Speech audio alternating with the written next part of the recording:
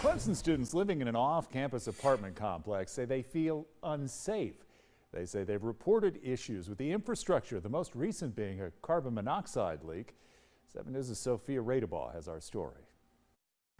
Tenants at Dockside Apartments describe the conditions as dangerous. They told me about several hazardous incidents that happened inside of the building. They say property managers aren't doing much right now, and they have more questions than answers. Students say it's been one issue after another for them since living in the new Dockside Apartments on Tiger Boulevard.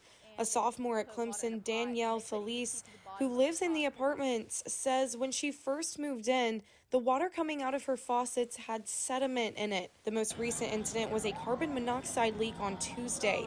The Clemson University Fire Department says when they responded, they found a low amount of carbon monoxide circulating in Building 1 from gas-powered construction tools being used to finish the retail space below the apartments. The Dockside management team sent tenants this letter after the incident saying, "We want to reiterate that there was no threat to residents during this time and the levels weren't elevated to risk personal safety. Fortunately, we are grateful the alert system worked as intended."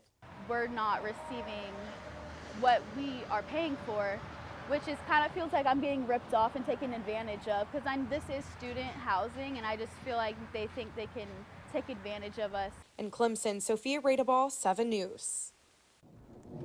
Taking a look at weather now.